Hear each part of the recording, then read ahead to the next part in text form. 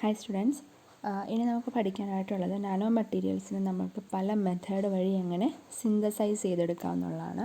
അപ്പോൾ എനിക്ക് തോന്നുന്നു ഇതിനകത്ത് നമ്മളൊരു 5-6 മെത്തേഡ്സ് പഠിക്കുന്നുണ്ട്. അത്രയും മെത്തേഡ്സും വെരി ഇമ്പോർട്ടൻ്റ് ആയിട്ടുള്ള ഒരു ടോപ്പിക്സാണ്. അതുകൊണ്ട് മെത്തേഡ്സ് എന്തൊക്കെയാണെന്നുള്ളത് കൃത്യമായിട്ട് തന്നെ നിങ്ങൾ മനസ്സിലാക്കി വെക്കുക. അപ്പം ആദ്യമേ നമുക്ക് പഠിക്കാനായിട്ടുള്ള മെത്തേഡാണ് മെക്കാനോ കെമിക്കൽ മെത്തേഡ് എന്ന് പറയാം. Mechanochemical reactions are defined by the reactions induced through mechanical energy for the synthesis of inorganic nanoparticles. Commonly, these reactions occur between solids with no or minimal addition of solvents. അതായത് mechano chemical reactions നടക്കുന്നതെന്ന് വെച്ചാൽ മെയിനായിട്ട് നമ്മൾ inorganic nano പാർട്ടിക്കിൾസിൻ്റെ സിന്തസിസിന് വേണ്ടിയിട്ടാണ് ഉപയോഗിക്കുന്നത്. Okay, അപ്പം inorganic ആയിട്ടുള്ള nano പാർട്ടിക്കിൾസിനെ synthesise ചെയ്യുന്നതിന് വേണ്ടിയിട്ടാണ് നമ്മൾ ഇങ്ങനെയൊരു മെത്തേഡ് ഉപയോഗിക്കുന്നത്. അപ്പോൾ ഇതിനകത്ത് നമ്മൾ മെയിനായിട്ടും റിയാക്ഷൻസ് നടക്കും. അപ്പോൾ ആ റിയാക്ഷൻസ് നടക്കണമെങ്കിൽ ആ റിയാക്ഷൻസിനെ ഇൻഡ്യൂസ് ചെയ്യുന്നതിന് വേണ്ടിയിട്ട് നമ്മളൊരു മെക്കാനിക്കൽ എനർജി അപ്ലൈ ചെയ്ത് കൊടുക്കുന്നുണ്ട്. അപ്പോൾ അങ്ങനെ അപ്ലൈ ചെയ്ത് കൊടുക്കുന്ന മെക്കാനിക്കൽ എനർജിയുടെ ഫലമായിട്ട് റിയാക്ഷൻസ് നടന്നിട്ടാണ് നാനോ പാർട്ടിക്കിൾസ് സിന്തസൈസ് ചെയ്യുന്നത്. അപ്പോൾ സാധാരണ ഈ റിയാക്ഷൻ നടക്കുന്നത് സോളിഡ്സിൽ മാത്രമാണ്. അതിനകത്ത് ഒന്നെങ്കിൽ സോൾവെൻസ് ലിക്വിഡ്സിൻ്റെ അളവെന്ന് പറഞ്ഞ് 0 ആയിരിക്കും, അല്ലെങ്കിൽ വളരെ മിനിമം ആയിട്ടുള്ള എമൗണ്ടിൽ മാത്രമായിരിക്കും കാണുക. ജനറലി പറയുവാണെങ്കിൽ സോളിഡ്സിൻ്റെ കേസിലായിരിക്കും ഈ ഒരു മെത്തേഡ് ആപ്ലിക്കബിൾ ആയിട്ട് ഉള്ളത്. Typical reaction setups occurs in ball mills such as shaker or planetary mills with balls of various sizes placed in together with the reactants. This type of chemistry not only severely eliminates solvent waste, it also allows to quantitative and fast reactions to occur between the solids. അതായത് ഈ ഒരു റിയാക്ഷൻസിനകത്ത് സാധാരണ നമ്മൾ ball mill മെത്തേഡ്സാണ് നമ്മൾ ഉപയോഗിക്കാനുള്ളത്. അപ്പം ball mill methods എന്ന് വെച്ചാൽ നമ്മളിപ്പോൾ ഒരു കണ്ടെയ്നർ എടുക്കും. അതിനകത്ത് നമുക്ക് ഏതിൻ്റെയാണോ നാനോ പാർട്ടിക്കിൾസ് പ്രിപ്പയർ ചെയ്യേണ്ടത് ആ സോളിഡ് എടുത്തിടുന്നു. പിന്നെ അതിനകത്ത് നമ്മളൊരു ബോൾസും കൂടെ ആഡ് ചെയ്യുന്നു. എന്നിട്ട് ഇതിനെ നല്ലതുപോലെ റൊട്ടേറ്റ് ചെയ്യിപ്പിക്കണം. അപ്പോൾ റൊട്ടേറ്റ് ചെയ്യിപ്പിക്കുമ്പോൾ ഈ ബോൾസ് എല്ലാം കൂടെ അങ്ങോട്ടും ഇങ്ങോട്ടും ഷെയ്ക്ക് ആവുന്നതിൻ്റെ ഫലമായിട്ട് നമ്മൾ ഇട്ട് കൊടുത്ത ആ വലിയ സോളിഡ് പാർട്ടിക്കിൾ ബ്രേക്ക് ചെയ്തിട്ട് ചെറിയ പാർട്ടിക്കിൾസ് ആയിട്ട് കൺവേർട്ട് ചെയ്യുന്നു. അപ്പോൾ അങ്ങനെയുള്ള ഇതിനെയാണ് നമ്മൾ ബോൾ മിൽ മെത്തേഡ് അല്ലെങ്കിൽ ബോൾ മിൽ മെത്തേഡ് വഴി നാനോ പാർട്ടിക്കിളിനെ സിന്തസൈസ് ചെയ്യുക എന്ന് പറയുന്നത്. അപ്പോൾ ആ ഒരു രീതി തന്നെയാണ് ഇതിലും നമ്മൾ ഫോളോ ചെയ്യുക. അപ്പം ഇതിനകത്ത് മെയിനായിട്ടുള്ള കാര്യം എന്ന് വെച്ചാൽ നമ്മൾ ലിക്വിഡ് അല്ലെങ്കിൽ സോൾവെൻസിൻ്റെ അളവ് നമുക്ക് കാണാൻ പറ്റുന്നില്ല. സോൾവെൻസിൻ്റെ അളവ് ഇവിടെ ഇല്ല. അപ്പം ഇങ്ങനെ വരുന്നത് കൊണ്ട് തന്നെ നമുക്ക് വളരെ ബെറ്ററായിട്ട് സോളിഡ്സ് മാത്രം ഉള്ള കേസിൽ നമുക്ക് ഈ ഒരു മെത്തേഡ് ഉപയോഗിക്കാനായിട്ട് പറ്റും. In the milling synthesis, reactants are only exposed to one another at the colloidal surface. The contacting point of the rectangle allow for the product to be formed which break off the original reactant particles. This technique has been shown to heavier advantages over other methods of producing nanoparticles in the terms of low cost, small particle sizes, low agglomeration, narrow size distribution and uniformity of crystal structure and morphology. അപ്പോൾ ഇങ്ങനെ milling synthesis വഴി നമ്മളിങ്ങനെ nano പാർട്ടിക്കിളിനെ synthesise ചെയ്യുവാണെങ്കിൽ അതിന് ഒരുപാട് advantages ഉണ്ടെന്നാണ് പറയുന്നത്. അതായത് നമുക്ക് കിട്ടുന്ന പാർട്ടിക്കിൾ സൈസ് സ്മോൾ ആയിരിക്കും. അതുപോലെ തന്നെ കോസ്റ്റ് വളരെ കുറവാണ്. കൂടാതെ അഗ്ലുമറേഷൻ കുറവായിരിക്കും, അതായത് കൂടിച്ചേർന്നിരിക്കുന്ന ആ ഒരു ഇത് കുറവായിരിക്കും. പിന്നെ നാരോ ആയിട്ടുള്ള സൈസ് ഡിസ്ട്രിബ്യൂഷനിൽ നമുക്ക് പാർട്ടിക്കിൾസിനെ കിട്ടും. പിന്നെ യൂണിഫോം ക്രിസ്റ്റലിറ്റി മോർഫോളജി ഒക്കെ ആയിരിക്കും നമുക്ക് കിട്ടുക. സോ മറ്റു മെത്തേഡ്സിനെ വെച്ച് കമ്പയർ ചെയ്യുമ്പോൾ മില്ലിംഗ് മെത്തേഡ്സിന് ഇത്രയും അഡ്വാൻറ്റേജസ് ആണ് നമുക്ക് കാണാൻ പറ്റുന്നത്. Carbonated hydroxyl epithet nanofiber were prepared via our action among CaHPO4 2H2O plus CaCO3 and urea aqueous solution of mechanochemical method. അതായത് ഇങ്ങനെ മെക്കാനോ കെമിക്കൽ മെത്തേഡ് വഴി നമ്മൾ സിന്തസൈസ് ചെയ്തെടുക്കുന്ന ഒരു നാനോ പാർട്ടിക്കിളാണ് carbonated hydroxyl apatite nano fibres. Okay, അപ്പോൾ അതിന് വേണ്ടിയിട്ട് നമ്മൾ ഇട്ട് കൊടുക്കുന്ന റിയാക്റ്റൻസ് എന്തൊക്കെയാണെന്ന് ചോദിച്ചാൽ CaCO3 ഇട്ട് കൊടുക്കുന്നുണ്ട്, പിന്നെ CaHPO4 2H2O നമ്മൾ ഇട്ട് കൊടുക്കുന്നുണ്ട്, പ്ലസ് യൂറിയ. ഇത്രയാണ് നമ്മൾ ഈ ബോൾ മില്ലിംഗ് സിന്തസിനകത്തേക്ക് റിയാക്റ്റൻസ് ആയിട്ട് ഇട്ട് കൊടുക്കുന്നത്. എന്നിട്ട് നമ്മൾ എന്ത് ചെയ്യും, പ്ലസ് നമ്മൾ ബോൾസൊക്കെ ഇട്ട് കൊടുക്കും, നല്ലതുപോലെ ഷേക്ക് ചെയ്യും. അപ്പോൾ ആ ബോൾസ് കാരണം നമുക്ക് ഫൈനലി ഈ ഒരു നാനോ പാർട്ടിക്കിൾ പ്രോഡക്റ്റ് നമുക്ക് കിട്ടും. ഓക്കെ, അപ്പം ഇതാണ് മെക്കാനോ കെമിക്കൽ മെത്തേഡ് എന്ന് പറയുന്നത്. രണ്ടാമത്തെ മെത്തേഡാണ് കെമിക്കൽ പ്രസിപ്പിറ്റേഷൻ. നോക്കാം കെമിക്കൽ പ്രസിപ്പിറ്റേഷനിൽ എന്താണ് പറയുന്നത്. In this method, The constituents are weighed in stoichiometric proportion and dissolved to get stock solution. All the cations are then co-precipitated to achieve the complex formation by selecting suitable precipitating agent and pH. അപ്പം ഇവിടെ നമ്മൾ ഈ ഒരു മെത്തേഡിൽ അല്ലെങ്കിൽ chemical precipitation മെത്തേഡിൽ നമ്മൾ എടുക്കുന്ന റിയാക്റ്റൻസ് സ്റ്റോയിഷ്യോമെട്രിക് പ്രൊപ്പോർഷനിലായിരിക്കണം. അതായത് കൃത്യമായ അളവിൽ മാത്രമായിരിക്കണം നമ്മൾ റിയാക്റ്റൻസിനെ എടുക്കേണ്ടത്. അതിനുശേഷം അതിനെ നമ്മൾ സ്യൂട്ടബിൾ ആയിട്ടുള്ള സോൾവെൻറ്റിൽ ഡിസോൾവ് ചെയ്യിപ്പിച്ചൊരു സ്റ്റോക്ക് സൊല്യൂഷനാക്കി മാറ്റണം. എന്നിട്ട് നമ്മൾ സ്യൂട്ടബിൾ ആയിട്ടുള്ള പ്രസിപ്പിറ്റേറ്റിംഗ് ഏജൻറ്റും pH ഒക്കെ ആ സൊല്യൂഷനിൽ മെയിൻറ്റെയിൻ ചെയ്ത് കൊടുത്തെങ്കിൽ മാത്രമേ അവിടെ കാറ്റയോൺസ് പ്രസിപ്പിറ്റേറ്റ് ആവത്തുള്ളൂ. അപ്പോൾ നമ്മൾ എടുക്കുന്ന റിയേജൻറ്റിനനുസരിച്ചിട്ടുള്ള പ്രസിപ്പിറ്റേറ്റിംഗ് ഏജൻറ്റും pH ഒക്കെ വേണം ആഡ് ചെയ്ത് കൊടുക്കാനായിട്ട്. അത് മെറ്റീരിയൽ ടു മെറ്റീരിയൽ ചേഞ്ച് ചെയ്യും. In the case of oxides, the precipitate could be chemical to form hydroxide, carbonate, oxalate, etc. ഇപ്പോൾ ഓക്സൈഡ്സിൻ്റെ കേസിലാണെങ്കിൽ നമുക്ക് ഹൈഡ്രോക്സൈഡ് ആയിട്ടോ കാർബോണേറ്റ് ആയിട്ടോ ഓക്സലേറ്റ് ആയിട്ടോ ഒക്കെ നമുക്ക് പ്രസിപ്പിറ്റേറ്റ് ചെയ്യിപ്പിച്ചെടുക്കാനായിട്ട് സാധിക്കും. So that after decomposition it is converted into oxide. In this process the particle size is determined by the solution concentration, rate of precipitation and calcination temperature. അപ്പം last ഇതെന്താ, അപ്പോൾ നമ്മൾ ഓക്സൈഡ്സിൻ്റെ കേസിലാണെങ്കിൽ നമുക്ക് കാർബണേറ്റ് ആയിട്ടോ ഓക്സലേറ്റ് ആയിട്ടോ hydroxide ആയിട്ടോ ഒക്കെ നമുക്ക് പ്രസിപ്പിറ്റേറ്റ് ചെയ്തെടുക്കുവാനായിട്ട് സാധിക്കും. അപ്പം എന്നിട്ട് നമുക്ക് എന്ത് ചെയ്യാൻ പറ്റും, അതിനെ ഓക്സൈഡായിട്ട് കൺവേർട്ട് ചെയ്യാൻ പറ്റും. ഡീകമ്പോസിഷന് ശേഷം നമ്മൾ അതിനെ ഓക്സൈഡായിട്ട് കൺവേർട്ട് ചെയ്യുന്നു. ആൻഡ് അത് ഓക്സൈഡായിട്ട് കൺവേർട്ട് ചെയ്യുമ്പോൾ നമുക്ക് ഏകദേശം ഒരു പ്രൊഡക്റ്റ് കിട്ടി. അപ്പോൾ അതെന്ന് പറയുന്നത് ഡിപ്പെൻഡ് ചെയ്യുന്ന അല്ലെങ്കിൽ അങ്ങനെ കിട്ടുന്ന ആ പ്രൊഡക്റ്റിൻ്റെ പാർട്ടിക്കിൾ സൈസ് ഡിപ്പെൻഡ് ചെയ്യുന്ന കുറച്ച് ഫാക്ടേഴ്സ് ഉണ്ട്. അതായത് നമ്മളെടുക്കുന്ന സ്റ്റോക്ക് സൊല്യൂഷൻ്റെ കോൺസെൻട്രേഷൻ, പിന്നെ റേറ്റ് ഓഫ് പ്രസിപ്പിറ്റേഷൻ, എത്ര സ്പീഡിലാണ് പ്രസിപ്പിറ്റേഷൻ നടന്നതെന്നുള്ളതും, പിന്നെ ടെമ്പറേച്ചർ, നമ്മൾ കാൽസിനേഷൻ നടത്തുന്നതിനായിട്ടുള്ള ടെമ്പറേച്ചറും കൂടെ ആ ഒരു ഫാക്ടറിനെയും കൂടെ ഡിപ്പെൻഡ് ചെയ്തിട്ടായിരിക്കും നമ്മുടെ പാർട്ടിക്കിൾ സൈസ് വരുന്നത്. However, during the drying of the precipitate there is a possibility of agglomeration of the particle and hard cake obtained in this step need ball milling to get nano sized materials. അപ്പം എന്നിട്ട് നമുക്ക് precipitate precipitate ആയിട്ടുള്ള oxides നമുക്ക് കിട്ടി. എന്നിട്ട് നമ്മൾ എന്ത് ചെയ്യണം, അതിനെ ഡ്രൈ ചെയ്യണം. അതായത് നമ്മൾ കാൽസിനേഷൻ നടത്തുക, ടെമ്പറേച്ചർ അപ്ലൈ ചെയ്ത് കൊടുത്ത് നല്ലതുപോലെ ഡ്രൈയിങ് ചെയ്യുക.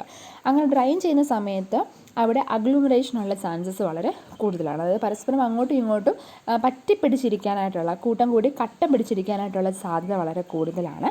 അതുകൊണ്ട് അതൊന്ന് ഒഴിവാക്കുന്നതിന് വേണ്ടിയിട്ട് നമുക്കിവിടെ വേണമെങ്കിൽ ബോൾ മില്ലിംഗ് മെത്തേഡും കൂടെ അപ്ലൈ ചെയ്ത് കഴിഞ്ഞാൽ സൂട്ടബിൾ സൈസിലുള്ള നാനോ പാർട്ടിക്കിൾസിനെ നമുക്ക് ഒബ്റ്റെയിൻ ചെയ്യുവാനായിട്ട് സാധിക്കും. ഓക്കെ, അപ്പോൾ ഇതാണ് കെമിക്കൽ പ്രൊപ്പോർഷൻ മെത്തേഡ് എന്ന് പറയുന്നത്. ഇനി അടുത്താണ് sol-gel method. Very important method, sol-gel method. Sol-gel method is one of the well-proven methods to produce glassy and ceramic nanomaterials with nano-size distribution and control chemical proportion at comparatively low temperature. This synthetic method generally allows control of the texture, the chemical and the morphological properties of the solid. The major advantages of the sol-gel technique include molecular scale mixing, high purity of the precursors and homogeneity of the sol-gel products with the high purity of the physical, morphological and chemical properties. അപ്പം ഏറ്റവും നന്നായിട്ട് glassy അല്ലെങ്കിൽ ceramic ആയിട്ടുള്ള nano പാർട്ടിക്കിൾസിനെ synthesise ചെയ്യുന്നതിന് വേണ്ടിയിട്ട് നമുക്ക് ഉപയോഗിക്കാൻ പറ്റുന്ന ഏറ്റവും സ്യൂട്ടബിളായിട്ട് പ്രൂവ് ചെയ്തിരിക്കുന്ന ഒരു മെത്തേഡാണ് സോൾജൽ മെത്തേഡ് എന്ന് പറയുന്നത്. കമ്പാരിറ്റീവ്ലി ലോ ടെമ്പറേച്ചറിലാണ് നമ്മൾ ഈ ഒരു മെത്തേഡ് നടത്തുന്നത്. അതുകൊണ്ട് തന്നെ നമ്മുടെ പ്രൊഡക്റ്റിൻ്റെ ടെക്സ്ചർ എങ്ങനെയാണെന്നും അതുപോലെ തന്നെ കെമിക്കൽ പ്രോപ്പർട്ടീസ് എങ്ങനെ വേണം, മോർഫോളജിക്കൽ പ്രോപ്പർട്ടീസ് എങ്ങനെ വേണം, എല്ലാത്തിനെയും നമുക്ക് കൺട്രോൾ ചെയ്യുവാനായിട്ട് സാധിക്കും. കാരണം നമ്മൾ നോർമലായിട്ടുള്ള ഒരു വെരി ലോ ടെമ്പറേച്ചറിലാണ് നമ്മൾ ഈ എൻറ്റയർ പ്രോസസ്സ് ചെയ്യുന്നത്. അതുകൊണ്ട് തന്നെ നമുക്ക് ഈ പറയുന്ന ക്വാണ്ടിറ്റീസിനെയൊക്കെ കൺട്രോൾ ചെയ്യുവാനായിട്ട് സാധിക്കും. ഇനി ഈ ഒരു സോൾജൽ ടെക്നിക്കിൻ്റെ ഏറ്റവും വലിയ അഡ്വാൻറ്റേജസ് എന്ന് പറയുന്നത് നമുക്ക് പറ്റുന്ന ഹൈ പ്യൂരിറ്റി ഉള്ള പ്രിക്വസർ ആയിരിക്കും നമ്മൾ ഉപയോഗിക്കുക. കൂടാതെ നമുക്ക് കിട്ടുന്ന പ്രോഡക്ട്സിൻ്റെ ഹോമോജീനിറ്റി എന്ന് പറയുന്നത് വളരെ ഹോമോജീനിയസ് ആയിട്ടുള്ള, എല്ലായിടത്തും ഫിസിക്കൽ പ്രോപ്പർട്ടീസൊക്കെ ഒരേപോലെയുള്ള വളരെ ഹോമോജീനിറ്റി കീപ്പ് ചെയ്യുന്ന ഒരു പ്രോഡക്റ്റ്സ് ആയിരിക്കും കിട്ടുക. പിന്നെ അതിൻ്റെ കെമിക്കൽ പ്രോപ്പർട്ടീസിലാണേലും മോർഫോളജിക്കൽ പ്രോപ്പർട്ടീസ് ആണേലും ഫിസിക്കൽ എല്ലാ പ്രോപ്പർട്ടീസിലും നമുക്ക് വളരെ ഹൈ പ്യൂരിറ്റി ആയിരിക്കും കാണാനും സാധിക്കും. അതുകൊണ്ട് സോൾജൽ മെത്തേഡിൻ്റെ ഏറ്റവും വലിയ അഡ്വാൻറ്റേജസ് ആയിട്ട് നമുക്ക് ഈ ഫാക്ടേഴ്സിനെയൊക്കെ കൺസിഡർ ചെയ്യാം.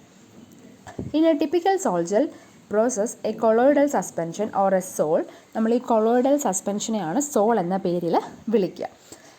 ഈ formed from the hydrolysis and polymerization reaction of the precursor, which is usually inorganic metal salts on metal organic compounds such as metal alkoxide. അപ്പം ഇതിൽ നമ്മൾ പ്രിക്വസറായിട്ട്, അതായത് നമ്മുടെ സ്റ്റാർട്ടിങ് മെറ്റീരിയലായിട്ട് ഈ സോൾജൽ മെത്തേഡിന് വേണ്ടി നമുക്ക് ചൂസ് ചെയ്യാൻ പറ്റുന്നത് ഒന്നെങ്കിൽ ഇനോർഗാനിക് മെറ്റൽ സോൾസ് ആയിരിക്കണം, ഇല്ലെങ്കിൽ metal organic compounds like metal alkoxide. അപ്പം മെറ്റൽ ആൽക്കോക്സൈഡോ അല്ലെങ്കിൽ ഇനോർഗാനിക് മെറ്റൽ സോൾട്ടിനോ ഒക്കെ നമുക്ക് പ്രിക്വസറായിട്ട് ഉപയോഗിക്കാൻ പറ്റും. ഇങ്ങനെ നമ്മൾ എടുത്ത ഈ പ്രിക്വസറിനെ നമ്മൾ ഒന്നെങ്കിൽ ഹൈഡ്രോളിസിസ് റിയാക്ഷൻ നടത്തും, പ്ലസ് ഹൈഡ്രോളിസിസ് റിയാക്ഷനും നടത്തും, പ്ലസ് പോളിമറൈസേഷൻ റിയാക്ഷനും നടത്തും. അങ്ങനെ ഈ രണ്ട് പ്രോസസ്സുകൾ നടത്തി കഴിയുമ്പോഴേക്കും ഇതൊരു സോൾഡ് ഫോമിലാവും, അതായത് ഇതൊരു കൊളോയിഡൽ സസ്പെൻഷനായിട്ട് മാറും. സോളിഡും അല്ല ലിക്വിഡും അല്ലാത്ത ഒരു കൊളോയിഡൽ സസ്പെൻഷൻ ആയിട്ടിത് മാറും. Gelation is achieved by means of a chemical hydration agent with surfactant. 2-ethyl hexanol and a surfactant are commonly used. After gelation, the wet gel can be obtained, aged into mother liquor or another solvent and washed. The time between the formation of a gel and its drying, known as aging, is also important parameter.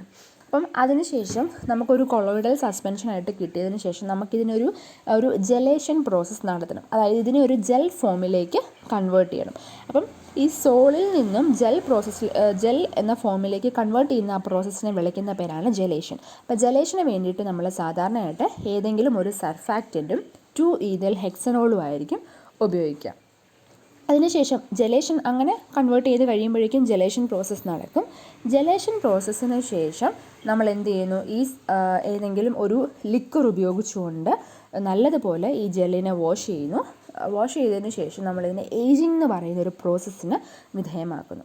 അതായത് ageing എന്ന് വെച്ചാൽ ഒന്നുമില്ല, കിട്ടിയ ജെല്ലിനെ നല്ലതുപോലെ dry ചെയ്യുന്ന ആ പ്രോസസ്സിനെ വിളിക്കുന്ന പേരാണ് ഏജിങ്. അതും ഇമ്പോർട്ടൻ്റ് ആയിട്ടുള്ളൊരു പാരാമീറ്റർ തന്നെ, അല്ലെങ്കിൽ ഈ ഒരു പ്രോസസ്സിൽ വളരെയധികം ഇമ്പോർട്ടൻ്റ് ആയിട്ടുള്ളൊരു സ്റ്റെപ്പ് തന്നെയാണ് ഏജിങ് എന്ന് പറയുന്നത്. Solgel parameters such as type of precursor, type of solvent, water content, acid or base content, precursor concentration and temperature affect the structure of the initial gel and in turn the properties of the material. At all subsequent processing steps, the gel is then dried and calcinated to get product. One of the most important application of Solgel processing is carried out in the zeolite synthesis. അപ്പം നമുക്ക് കിട്ടുന്ന ഈ സോൾജൽ, അത് finally നമുക്ക് കിട്ടുന്ന ഈ gel അല്ലെങ്കിൽ soul കിട്ടി. ആദ്യത്തെ സ്റ്റെപ്പിൽ നമ്മൾ സോളിനെ പ്രിപ്പയർ ചെയ്ത് പിന്നെ ജെല്ലിലേക്ക് കൺവേർട്ട് ചെയ്തു. അപ്പോൾ ഇതിനെല്ലാം ഡിപ്പെൻഡ് ചെയ്യുന്ന, അല്ലെങ്കിൽ ഇങ്ങനെയുള്ള ഈ ഒരു എൻറ്റയർ പ്രോസസ്സിനെ ഡിപ്പെൻഡ് ചെയ്യുന്ന ഫാക്ടേഴ്സ് എന്ന് പറയുന്നത് നമ്മുടെ പ്രിക്വസറിൻ്റെ ടൈപ്പ്, നമ്മൾ എടുക്കുന്ന സോൾവെൻ്റ്, കാരണം നമുക്കിതിനൊരു സൊല്യൂഷനാക്കി മാറ്റണമല്ലോ, ഹൈഡ്രോളിസിസ് റിയാക്ഷൻ നടക്കുന്നുണ്ട്. സോ നമ്മൾ എടുക്കുന്ന സോൾവെൻറ്റിൻ്റെ type, water content, acid base parameter, പിന്നെ പ്രിക്വസർ ഏത് കോൺസെൻട്രേഷനിലാണ് എടുത്തത്. പ്രിക്വസർ എന്ന് ഉദ്ദേശിക്കുന്നത് നമ്മുടെ സ്റ്റാർട്ടിങ് മെറ്റീരിയലാണ്, അതിൻ്റെ കോൺസെൻട്രേഷൻ എന്താണ്, പിന്നെ ടെമ്പറേച്ചർ, അങ്ങനെയുള്ള എല്ലാ ഫാക്ടേഴ്സിനെയും ഡിപ്പെൻഡ് ചെയ്തിട്ടായിരിക്കും നമ്മുടെ സോൾ ജെൽ ഫൈനൽ പ്രോഡക്റ്റായിട്ട് വരുന്നത്. അതിനുശേഷം നമ്മളിതിനെ ജെല്ലായിട്ട് കിട്ടിക്കഴിഞ്ഞാൽ നമ്മൾ കാൽസിനേഷൻ പ്രോസസ്സ് നടത്തി നല്ലതുപോലെ ഇതിനെ ഡ്രൈ ചെയ്തെടുക്കുന്നു. ഈ സോൾജൽ പ്രോസസ്സിൻ്റെ ഏറ്റവും പ്രധാനപ്പെട്ട ഒരു ആപ്ലിക്കേഷനായിട്ട് നമ്മൾ കൺസിഡർ ചെയ്യുന്ന സിയോളൈറ്റ് സിന്തസിസ്. സിയോളൈറ്റ് എന്ന് പറയുന്ന ഒരു നാനോ പാർട്ടിക്കിളിനെ സിന്തസൈസ് ചെയ്യുന്നതിന് വേണ്ടിയിട്ട് നമ്മൾ ഉപയോഗിച്ച് വരുന്ന ഏറ്റവും ബെറ്റർ ആയിട്ടുള്ളൊരു മെത്തേഡാണ് സോൾജൽ പ്രോസസ്സ് എന്ന് പറയുന്നത്. അതിൻ്റെ ഒരു പിക്ടോറിയൽ റെപ്രസെൻറ്റേഷൻ കൂടെ അവിടെ കൊടുത്തിട്ടുണ്ട്. ആദ്യം നമ്മൾ മെറ്റൽ ആൽക്കോക്സൈഡ് സൊല്യൂഷൻ എടുത്തു, ഹൈഡ്രോളിസിസ് ആൻഡ് പോളിമറൈസേഷൻ റിയാക്ഷൻ നടത്തി, അതിനുശേഷം നമുക്ക് ഡീഹൈഡ്രേറ്റിംഗ് ഏജൻറ്റ് ആഡ് ചെയ്തു, പിന്നെ ഏജിങ് നടത്തി കഴിഞ്ഞിട്ട് വാഷിംഗ് ആൻഡ് ഡ്രൈയിങ്. ഏജിങ് നടത്തി കഴിഞ്ഞിട്ട് നല്ലതുപോലെ വാഷ് ചെയ്യുക, അതിനുശേഷം നമ്മൾ കാൽസിനേഷൻ പ്രോസസ്സ് നടത്തിയിട്ട് അതിനെ നല്ലതുപോലെ ഡ്രൈ ചെയ്യും. അപ്പോൾ നമുക്ക് നാനോ പാർട്ടിക്കിൾസ് കിട്ടും. അപ്പോൾ ഇതാണ് സോൾജൽ പ്രോസസ്സ് എന്ന് പറയുന്നത്. അടുത്ത ഒരു മെത്തേഡാണ് micro emulsion method. A micro-emulsion is generally defined as a system composed of a mixture of an aqueous phase, an oil phase, surfactant and co-surfactant. അപ്പോൾ മൈക്രോ-ഇമൾഷൻ മെത്തേഡ് മെയിനായിട്ട് നമ്മളൊരു മിക്സ്ചറിൻ്റെ കേസിലാണ് ഉപയോഗിക്കുന്നത്. അതിനകത്ത് ഡിഫറെൻറ്റ് ഫേസസ് നമുക്ക് കാണാനായിട്ട് സാധിക്കും. അക്വസ് ഫേസ് കാണും, ഓയിൽ ഫേസ് കാണും, അതുപോലെ തന്നെ ഒരു കോ-സർഫാക്റ്റൻറ്റ് ഫേസ് കാണും, ഒരു സർഫാക്റ്റൻറ്റ് ഫേസ് കാണും. അപ്പോൾ അങ്ങനെയുള്ള ഒരു മിക്സ്ചറിൻ്റെ കേസിലാണ് നമ്മൾ മൈക്രോ-ഇമൾഷൻ മെത്തേഡ് അപ്ലൈ ചെയ്യുന്നത്. The concept of the micro-emulsion process involves thoroughly dispersing the water phase into the oil phase using surfactant, followed by the addition of precipitating agent. Nano-sized micro-emulsion droplets are formed. അപ്പം ഈ micro-emulsion പ്രോസസ്സിനകത്ത് നമ്മൾ ചെയ്യുന്നതെന്ന് വെച്ചാൽ ഈ water ഫേസിനെ oil ഫേസിൽ നല്ലതുപോലെ dispose ചെയ്യും. അപ്പോൾ ആ ഓയിൽ ഫേസിലേക്ക് വാട്ടർ ഫേസിനെ നല്ലതുപോലെ ഡിസ്പോസ് ചെയ്യും. അതിനുശേഷം അപ്പോൾ എങ്ങനെയാണ് ഡിസ്പോസ് ചെയ്യുന്നതെന്ന് ചോദിച്ചാൽ നമ്മൾ അവിടെ ഒരു സർഫാക്റ്റൻ്റ് ഉപയോഗിച്ചിട്ടാണ് നമ്മളതിനെ ഡിസ്പോസ് ചെയ്യുന്നത്. അതിനുശേഷം നമ്മളൊരു പ്രസിപ്പിറ്റേറ്റിംഗ് ഏജൻറ്റ് ആഡ് ചെയ്യും. അപ്പോൾ പ്രസിപ്പിറ്റേറ്റിംഗ് ഏജൻറ്റും കൂടെ ആഡ് ചെയ്ത് കഴിഞ്ഞാൽ നമ്മുടെ നാനോ പാർട്ടിക്കിൾസ് ഒരു ഇമൾഷൻ ഡ്രോപ്ലെറ്റ്സ് ആയിട്ട് ഫോം ചെയ്യുന്നതായിട്ട് നമുക്ക് കാണാൻ പറ്റും. A very fast step of the nanoparticle formation in microemulsion system is the chemical reaction between the reactants and the precipitating agent. അപ്പോൾ എന്തുകൊണ്ടാണ് ഇങ്ങനെ നാനോ സൈസിലുള്ള മൈക്രോ ഇമൾഷൻസ് ഫോം ചെയ്യാൻ ചോദിച്ചാൽ വളരെ പെട്ടെന്ന് തന്നെ നമ്മുടെ റിയാക്റ്റൻസും പ്രസിപ്പിറ്റേറ്റിംഗ് ഏജൻറ്റും തമ്മിലുള്ള റിയാക്ഷൻ വളരെ ഫാസ്റ്റായിട്ട് നടക്കുന്നത് കൊണ്ടാണ് വളരെ ഫാസ്റ്റായിട്ട് തന്നെ നാനോ പാർട്ടിക്കിൾ സൈസിലുള്ള ഡ്രോപ്ലെറ്റ്സും ഫോം ചെയ്യുന്നത്. Each tiny droplets act as an independent microreactor for producing desired compounds and provides a confined effect that prevents the particle-to-particle contact. As a result, particle nucleation, growth and coagulation can be significantly constrained. Chemical reactions take place rapidly in these microcavities containing the desired reactant colloid, allowing the synthesis of nano-sized powders. അതായത് ഓരോ micro ഇമൾഷൻസ് ആണ്, അതായത് ഏറ്റവും ചെറിയ droplets ആയിട്ടാണ് നമ്മുടെ nano സൈസിലുള്ള particles ഇരിക്കുന്നത്. അപ്പം ഓരോ ഡ്രോപ്ലെറ്റ്സും ഓരോ ഇൻഡിപെൻഡൻ്റ് ആയിട്ടുള്ള മൈക്രോ റിയാക്ടേഴ്സ് ആയിട്ടായിരിക്കും ആക്ട് ചെയ്യുക. അതിന് ഓരോന്നിനും പാർട്ടിക്കിൾ ടു പാർട്ടിക്കിൾ കോണ്ടാക്റ്റ് ഉണ്ടാകും. ഓരോന്നും ഇൻഡിപെൻഡൻ്റ് ആയിട്ടായിരിക്കും ഇരിക്കുക ആൻഡ് ഓരോന്നിനും പാർട്ടിക്കിൾ ടു പാർട്ടിക്കിൾ കോണ്ടാക്റ്റും ഉണ്ടാകും. As a result, particle nucleation, growth and coagulations can be constrained. അതായത് അതിന് അപ്പം പാർട്ടിക്കിൾ ടു പാർട്ടിക്കിൾ കോണ്ടാക്റ്റ് ഉള്ളതുകൊണ്ട് തന്നെ ന്യൂക്ലിയേഷൻ നടത്താനായിട്ടും ഗ്രോത്ത് ആവാനായിട്ടും കൊയാഗുലേറ്റ് ചെയ്യുവാനും ഒക്കെ സാധിക്കുന്നു.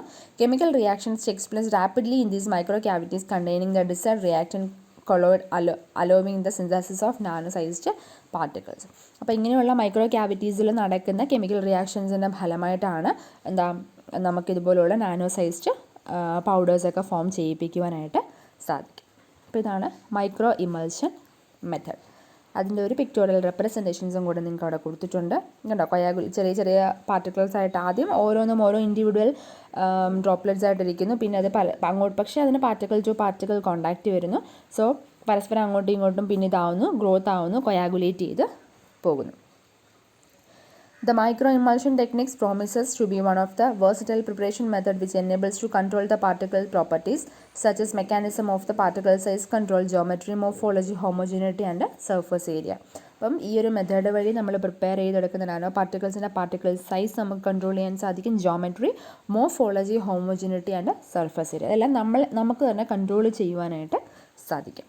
Colloidal Fe3O4 CDS, ZNS are some of the nanoparticles prepared by this method. അതായത് ഈ ഒരു മെത്തേഡ് വഴി പ്രിപ്പയർ ചെയ്തെടുത്ത നാനോ പാർട്ടിക്കിളാണ് colloidal Fe3O4 CDS, cadmium sulphur, cadmium sulphide, zinc sulphide. ഇതിൻ്റെയൊക്കെ നാനോ പാർട്ടിക്കിൾസ് ഈ ഒരു മെത്തേഡ് വഴിയാണ് നമ്മൾ പ്രിപ്പയർ ചെയ്ത് എടുത്തത്. ഓക്കെ, ഇനി അടുത്ത മെത്തേഡാണ് CVD എന്ന് പറയും, chemical vapour deposition. or CVD. This process is often used in the semiconductor industry to produce high purity, high performance thin films. High purity, high performance thin filmsനെ പ്രിപ്പയർ ചെയ്യാൻ വേണ്ടിയിട്ട് സെമികണ്ടക്ടർ ഇൻഡസ്ട്രിയിലാണ് ഏറ്റവും അധികം ഈ ഒരു മെത്തേഡ് ഉപയോഗിക്കുന്നത്. In the typical CVD process, the substrate is exposed to volatile precursor which react or decompose on the substrate surface to produce the desired film. അപ്പം ഈ ഒരു പ്രോസസ്സിനകത്ത് ആദ്യം നമ്മുടെ സബ്സ്ട്രേറ്റിനെ, അതായത് നമ്മുടെ സ്റ്റാർട്ടിങ് മെറ്റീരിയലിനെ ഒരു വോളറ്റൈൽ പ്രിക്വേഴ്സറായിട്ട് നമ്മൾ റിയാക്ട് ചെയ്യിപ്പിക്കും. അപ്പോൾ അത് നമ്മൾ റിയാക്ട് ചെയ്തിട്ടൊരു തിൻ ഫിലിം ആയിരിക്കും ഫോം ചെയ്യുക. Frequently volatile by products that are produced are remove by gas flow through the reaction chamber. The quality of the deposited material strongly depends on the reaction temperature, the reaction rate and concentration of the precursors. The advantages of this method include the uniform coating of the nanoparticle or nanofilm. However, this process has limitations including the high temperature required and it is difficult to scale up. അപ്പം ആദ്യം നമ്മുടെ starting മെറ്റീരിയലിൽ നമ്മൾ എന്ത് ചെയ്തൊരു volatile പ്രിക്വേഴ്സറായിട്ട് react ചെയ്യിപ്പിച്ചിട്ട് ഒരു thin film form ചെയ്യുന്നു. എന്നിട്ട് ഈ വോളറ്റൈൽ ആയിട്ടുള്ള വോളറ്റൈൽ ബൈ പ്രൊഡക്ട്സ്, അതായത് എന്നിട്ട് നമ്മൾ ഇതിനകത്തോടെ ഒരു ഗ്യാസിനെ ഫ്ലോ ചെയ്യിപ്പിക്കുന്നുണ്ട്. അപ്പോൾ ഈ ഗ്യാസ് ഫ്ലോ ചെയ്യുന്ന സമയത്ത് എക്സസ് ആയിട്ടുള്ള അൺവാണ്ടഡ് മെറ്റീരിയൽസ് എല്ലാം ഗ്യാസിൻ്റെ കൂടെ തന്നെ ഫ്ലോ ചെയ്ത് റിയാക്ഷൻ ചേമ്പറിനകത്തേക്ക് പോകുന്നു. എന്നിട്ട് ഈ ഡെപ്പോസിറ്റഡ് മെറ്റീരിയലിൻ്റെ, അതായത് തിൻ ഫിലിമായിട്ട് ഫോം ചെയ്ത ആ മെറ്റീരിയലിൻ്റെ ഡിപ്പെൻഡ് ചെയ്യുന്നത് നമ്മുടെ റിയാക്ഷൻ ടെമ്പറേച്ചറിനെ ആണ്. റിയാക്ഷൻ ടെമ്പറേച്ചറിനെ ഡിപ്പെൻഡ് ചെയ്യും, റിയാക്ഷൻ റേറ്റിനെ ഡിപ്പെൻഡ് ചെയ്യും, and the concentration of the പ്രിക്വസർ.